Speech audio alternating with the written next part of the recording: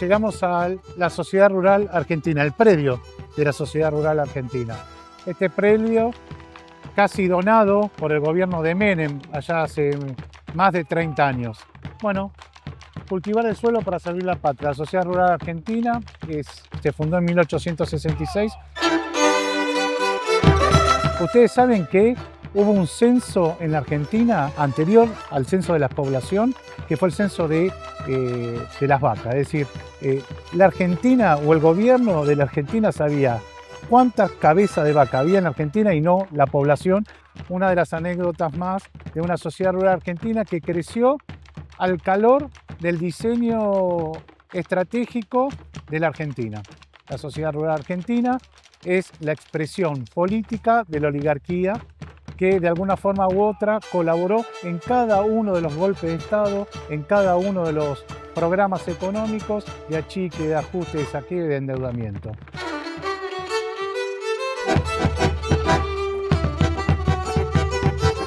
Si hablamos de la historia de la sociedad rural argentina, también tenemos que saber que donde hubo explotación, autoritarismo, concentración de la tierra, despojo, saqueo, también hubo resistencias. Y en 1912 llegamos a la rebelión de arrendatarios medianos y pequeños, en lo que fue llamado el Grito de Alcorta en el sur santafesino. Una rebelión que de alguna forma expresó luego la gremialidad de los pequeños arrendatarios en la Federación Agraria Argentina. Y hablando de Federación Agraria Argentina también, vamos a contar con la palabra de Pedro Peretti, productor chacarero del sur de Santa Fe, uno de los pocos que queda y al mismo tiempo tiene propuestas para el campo. Esta nación se construyó sobre dos pilares. Primero, el latifundio y la masacre de los pueblos originarios para robarle la tierra. El tercer elemento central es el secreto. La Argentina está llena de secretos históricos, como fue la apropiación de la tierra en toda la Patagonia. O solamente se conoce una arista que financiaron estos chicos acá de la sociedad rural, que fue la campaña del desierto de Roca. Pero antes que eso y después que eso, hubo grandes apropiaciones de tierra por parte de la oligarquía terrateniente argentina, que existe y está más viva que nunca. Eso que te dicen que no existe, yo le escuché a Juan Carlos de Pablo, el economista neoliberal, decir que no, que eso es una mentira. Escuché a Carrió diciendo que la oligarquía no existe. Mira el censo, muchachos, no se compren, leer el censo y ve cómo se concentró tremendamente la tierra en los últimos 30 años.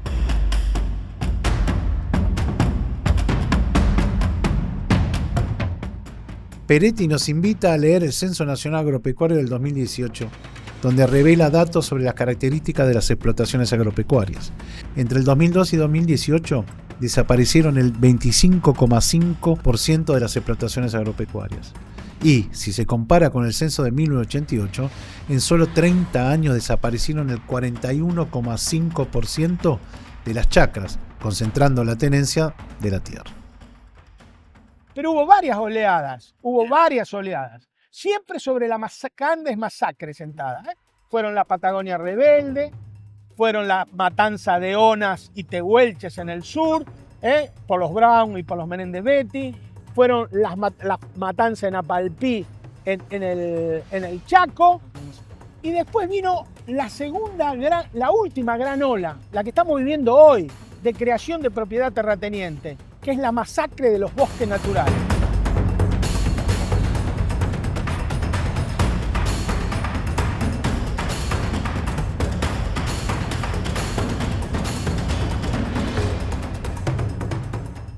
Hoy se está constituyendo una nueva propiedad terrateniente en el NEA o en el NOA. Esos son Jorge Brito, Eduardo Unnequian, Mauricio Macri, Jorge Macri, Calcaterra, Caputo, Hugo Sigman, son dueños de grandes extensiones de tierras construidas sobre los bosques deforestados. ¿Estamos siendo contemporáneos de esta ola? Totalmente contemporáneos. Hoy, en este momento, se está deforestando una hectárea en el NEA, en Salta, que va a manos de un gran terrateniente que está deforestando.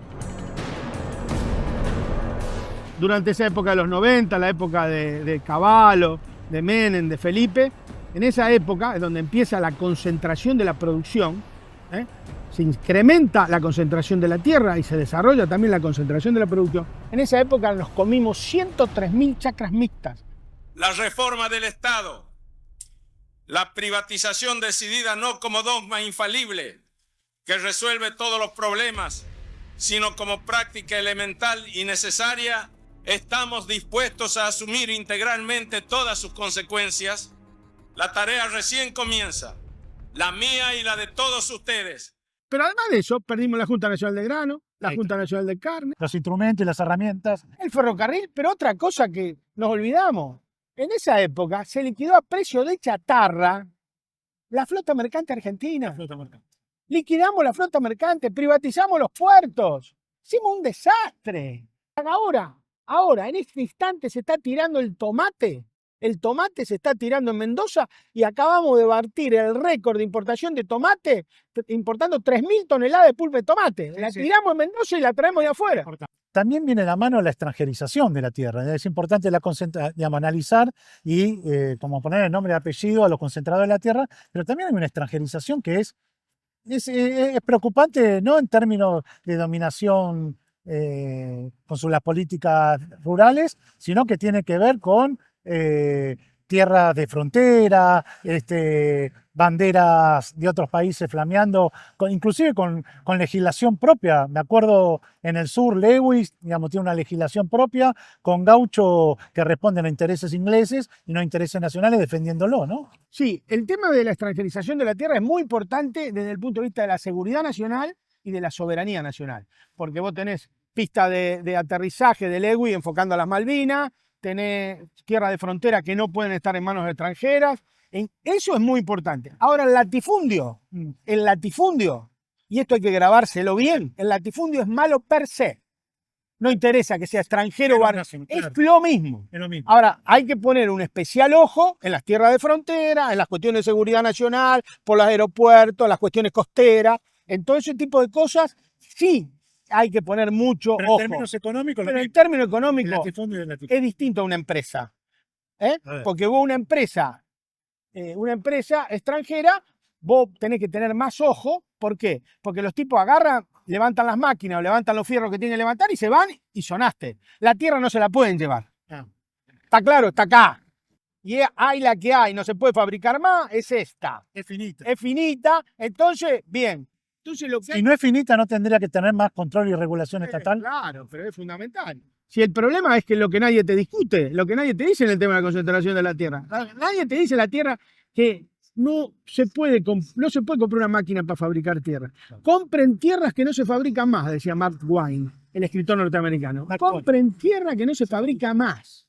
Entonces, ese es un tema clave. Entonces, hay que trabajar sobre eso.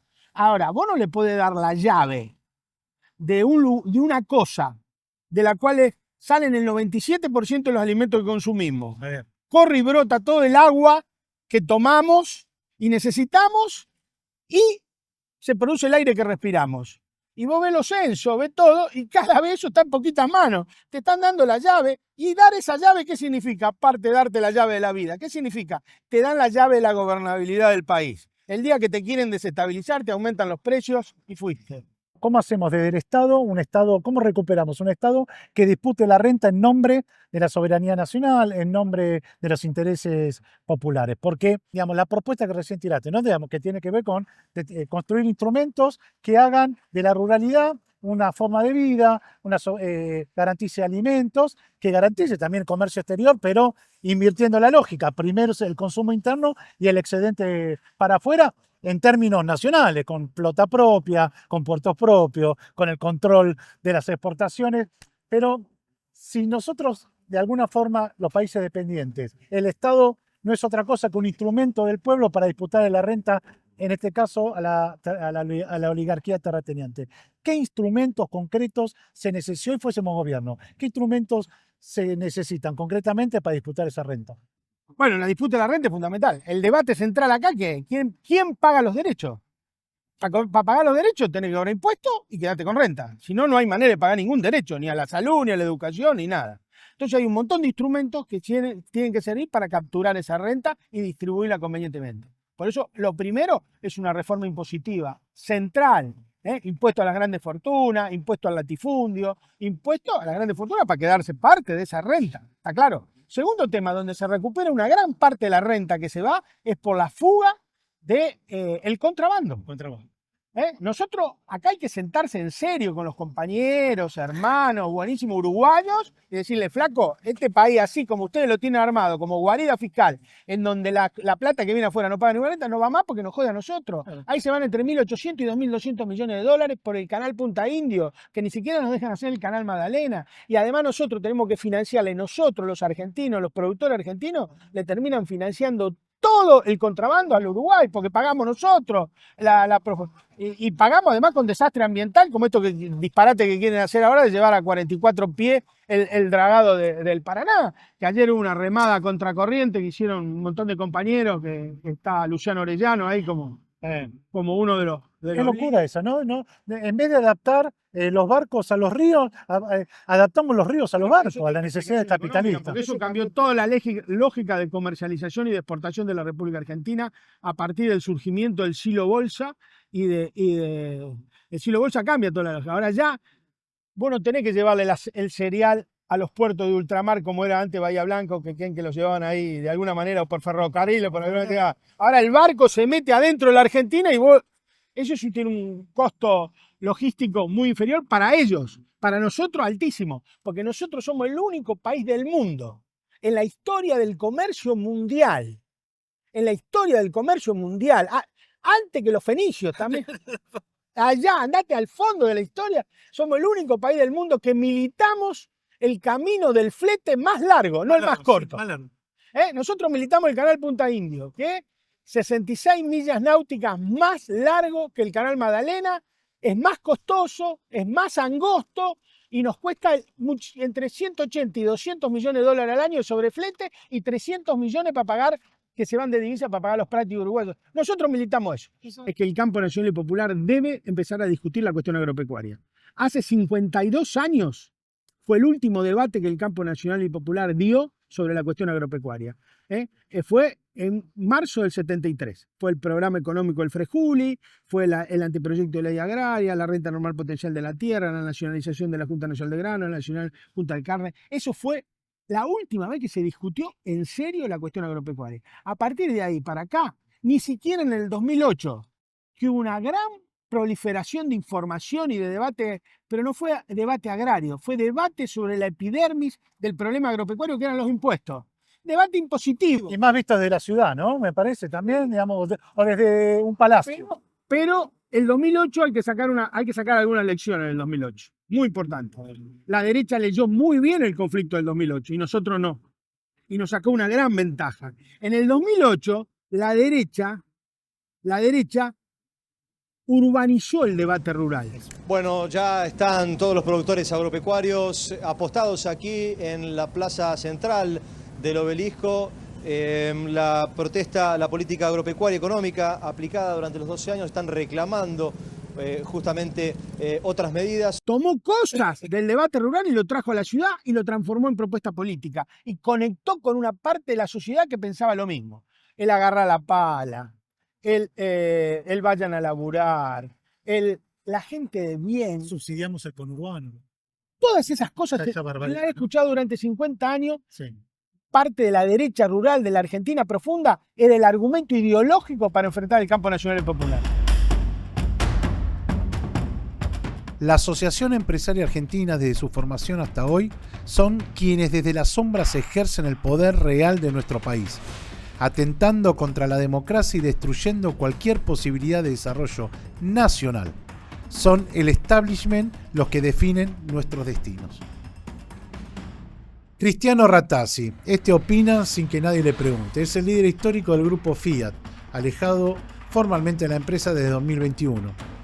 Fiat durante la dictadura le estatizaron 177 millones de dólares. Se calcula que su fortuna es superior a 1.000 palos. Manieto, el dueño de Clarín, es el hombre fuerte del grupo Clarín desde la adquisición del papel prensa en la dictadura. En los 90, durante el gobierno privatizador de Menem, se quedó con Canal 13 y luego se involucra en el negocio de la TV por cable. Su fortuna es de 320 millones de dólares. Y me quedo corto, me parece. Luis Pagani, dueño de Arcor, en complicidad con la dictadura militar, triplicó la facturación y se extendió de 5 a 20 empresas para 1983. monopolizando el mundo de las golosinas y galletitas dulces. En el 2025, Arcor, que ya controlaba Bagley, se hizo con el control de Mastelone, quedándose con más del 90% de la industrialización de leche. Su fortuna asciende a 1.200 millones. Luis Pérez Compán, del grupo Pérez Compán, cuando comenzó la dictadura tenía 10 empresas y a su final alcanzó las 53. Controla las empresas Molino Río de la Plata, que produce y comercializa alimentos, y por otro lado, Pecom, enfocada en servicios al sector energético. La dictadura le estatizó 909 millones de su propia deuda. Su fortuna hoy asciende a 4.200 millones de dólares. Llegamos a Eduardo Elstein, líder de IRSA, vinculado con la familia Macri, Cresud y Brasil Agro. Dueño del banco hipotecario y tiene participación en Argenta Silver Corp y Challenger Gold en el sector minero. Además, Elstein posee el Hotel El Libertador y está asociado a la Fundación IRSA, el mismo hotel donde se alojó Milei durante su campaña, como símbolo de quien está detrás de las decisiones del gobierno. Muchos dicen que es la cara visible de fondos de inversiones transnacionales.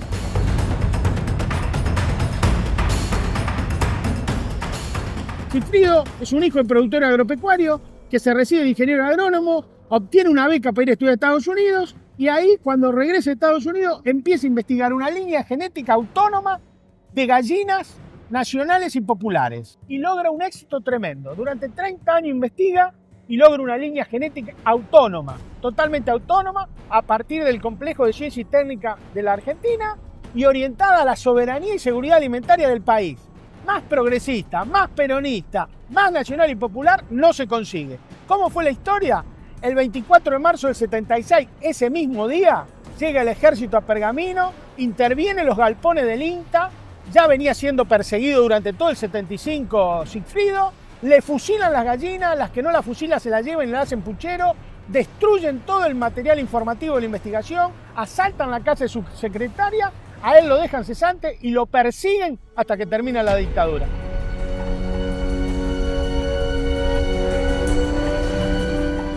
Si hay alguien que se benefició con todas las dictaduras en Argentina, fueron la sociedad rural argentina, donde permanentemente, y a medida que pasaban los años, se iba concentrando aún más la tierra en pocas manos. Hoy no solamente hay un proceso de concentración de la tierra, sino que hay una extranjerización de la tierra. ¿Qué significa? Que las sociedades anónimas rurales hoy son extranjeras en términos de hectáreas. Tenemos a los Benetton, tenemos a los jeques árabes.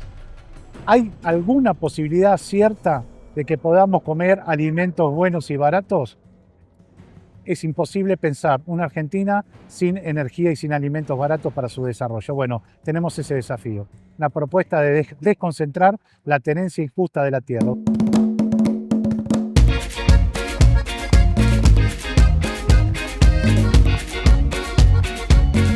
Lo cierto es que ahora el mundo se está defendiendo de los mercados. ¿Por qué?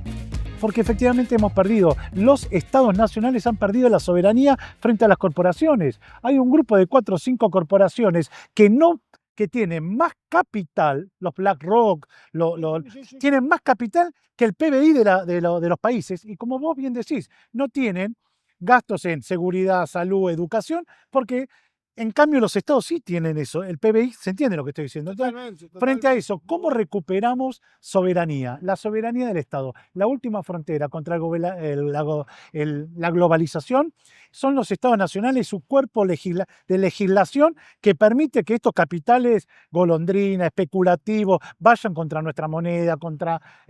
El alimento en la Argentina pasó de ser un derecho social, el alimento, a una mercancía. Y a partir de que es una mercancía, Claro. va y viene sin regulación estatal. Entonces, de alguna forma, ¿cómo recuperamos esa vieja necesidad melancólica de la Junta Nacional de Grano como un ejemplo para regular el comercio exterior? Lo hacemos actualmente. Porque el problema no es producir. El hambre en el mundo no está por falta de alimento, está porque no se distribuye. Es desigual. Claro, entonces escúchame, Monseñor Gel del Cámara decía, ¿de qué sirve la carne colgada en el gancho de la carnicería si no tengo plata para comprarla? Hace 50 años, 70 años decía Monseñor Gel del Cámara, uno de los animadores del movimiento de sacerdote por el tercer mundo, el brasileño. Y es eso, salario, producción de alimentos, dónde se produce, son todas cuestiones, son cuestiones que van todas juntas. ¿No crees que falta una política pedagógica en algunos temas por parte de la clase dirigente? Claro, porque nos ganó ese debate, lo ganó la derecha. ¿Quién habla de esos problemas en la Argentina? Nadie, muy poca gente. No se discute. Problema agrario, la producción de alimentos, no es parte de los debates electorales, se discuten otras cosas y a mí me parece que el campo nacional y popular debe poner el hincapié ahí. Producción de alimentos, deslocalización geográfica, monopolios, transporte, empresas públicas, está todo vinculado y tiene es central el debate sobre el tema de la soberanía.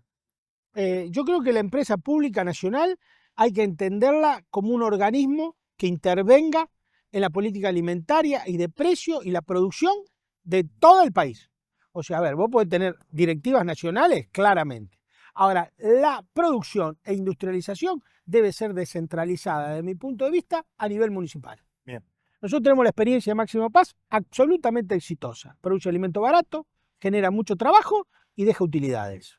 Empezamos realmente a hacer cumplir las reglamentaciones sobre aplicaciones de fitosanitarios. Bueno, entonces surge la problemática de qué íbamos a hacer con las hectáreas de tierra que quedan desocupadas o sin trabajar en esta región. Bueno, y acá surge esto, bueno, de qué manera podemos producir alimentos de manera agroecológica y bueno, y ahí comenzamos este gran proyecto.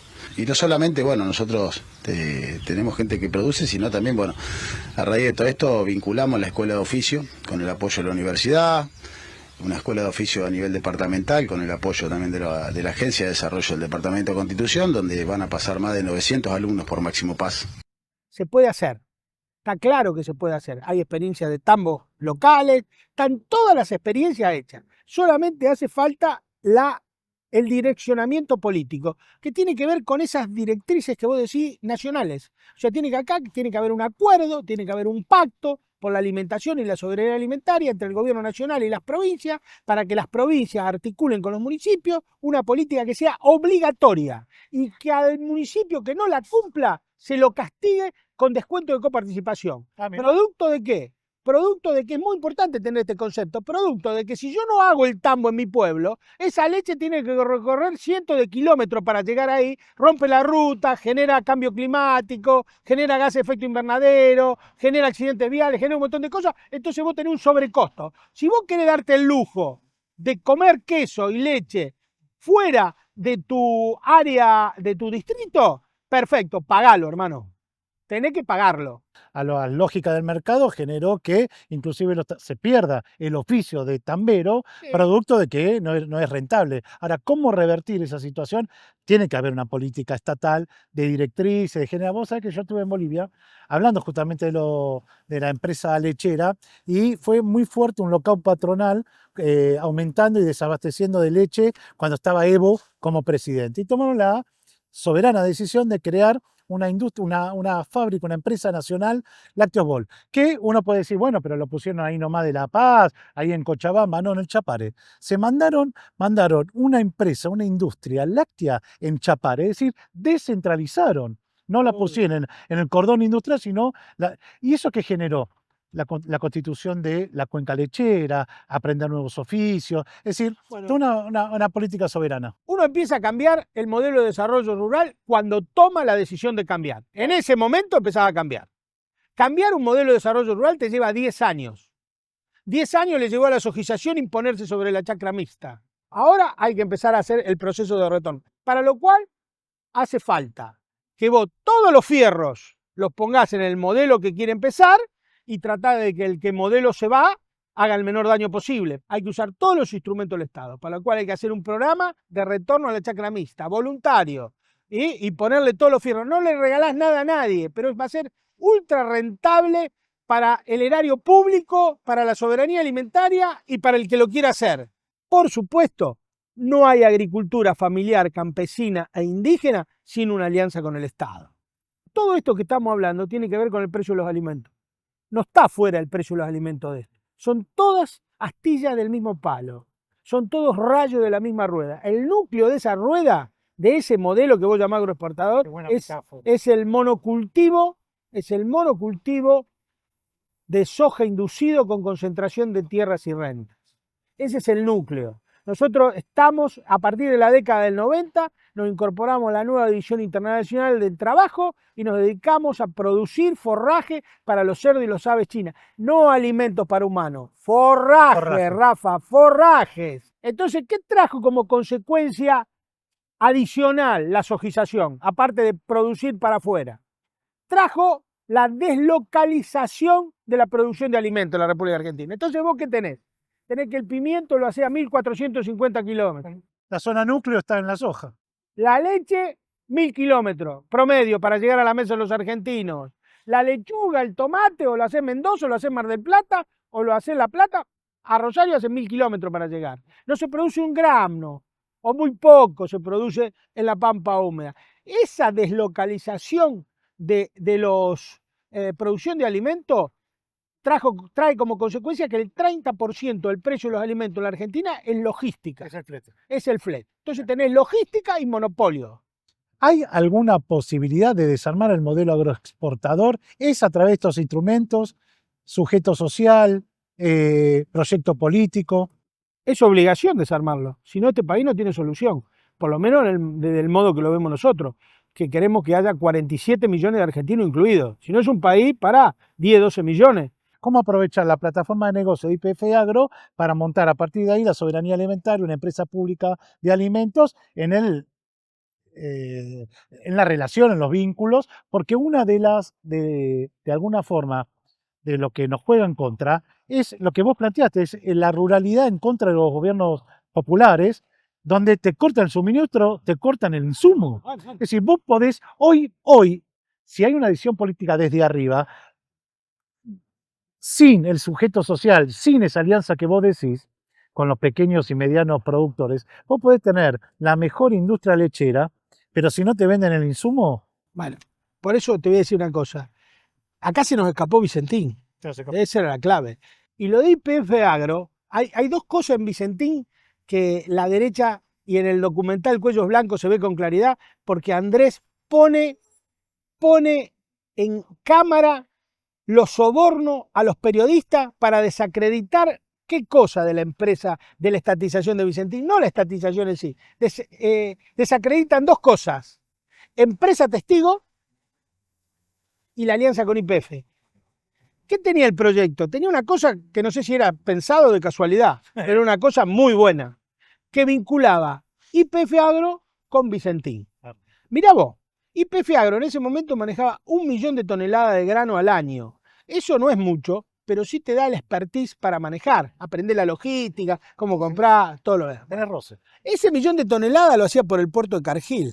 Si se estatizaba Vicentín, YPF Agro tenía vinculada directa a 2 empresas del Estado. Era una empresa testigo que producía alimentos. Capital que no necesitaba... Impresionante. Claro. Entonces Cargill era el más interesado, fue el que más guita puso en el periodismo Para desacreditar. para desacreditar eso. Y fíjate, hay periodistas que hicieron toneladas de editoriales en contra, y qué saben, y qué van a hacer, y todo para desacreditar esta idea tan extraordinaria, porque cuando se pelea por la soberanía alimentaria, así como lo persiguieron a Sigfrido Kraft con las gallinas, persiguieron la idea de la estatización de Vicentín para evitar que el país se haga cada vez más soberano, más fuerte y menos dependiente del extranjero.